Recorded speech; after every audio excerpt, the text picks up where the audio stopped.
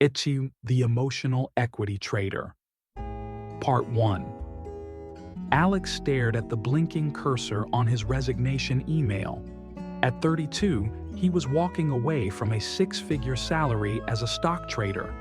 His colleagues thought he was crazy, but the constant stress and emotional detachment had taken their toll. As he left the office for the last time, a small cafe caught his eye. The sign read, "Emotional Equity Exchange. Trade your way to fulfillment." Intrigued and with nothing to lose, Alex stepped inside. The cafe was warm and inviting, filled with people engaged in animated conversations. Behind the counter stood a woman with a bright smile and a name tag that read, Sophia, Chief Emotional Investment Officer. "Welcome to the EE," Sophia greeted him. "What would you like to trade today?" Confused, Alex replied, "I don't understand. Trade what?" Sophia's eyes twinkled. "Here, we trade in emotional equity. It's about investing in your emotional well-being and relationships, not just financial assets." She handed Alex a menu.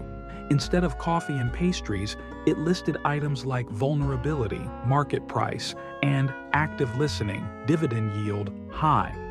"But how does this work?" Alex asked, his analytical mind struggling to grasp the concept. Sophia explained, "Just like in the stock market, emotional investments can appreciate or depreciate. The key is to diversify your emotional portfolio and invest wisely." She pointed to a board on the wall, similar to a stock ticker, but displaying different metrics. Empathy levels, rising. Compassion index, bullish trend. Alex spent the afternoon at the EE learning to trade his emotional stocks. He invested heavily in self-awareness, shorted his fear of failure, and bought long on gratitude. As he was about to leave, Sophia handed him a unique ledger. "Your emotional trading account," she said. "Remember, the most valuable transactions often happen outside these walls. Keep track of your investments and returns in real life."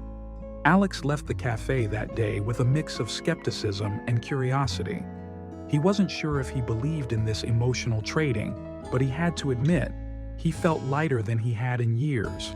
Over the next few weeks, Alex found himself paying more attention to his emotional states and interactions. He started small, consciously practicing active listening with his friends and family. To his surprise, he noticed a shift in his relationships. People seemed more open with him, and he felt more connected. Encouraged, Alex decided to take bigger emotional risks. He joined a local community theater group, facing his fear of public speaking head-on. The first few rehearsals were terrifying, but as he pushed through his discomfort, he felt his confidence growing. One day, while reviewing his emotional ledger, Alex realized something extraordinary. His investment in vulnerability had led to deeper, more authentic relationships. His shares in creativity, bought through the theater group, were paying dividends in problem-solving skills he'd never known he had.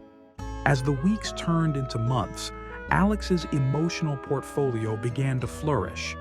He found himself smiling more, connecting with others easily, and facing challenges with a resilience he'd never possessed in his high-stress trading days.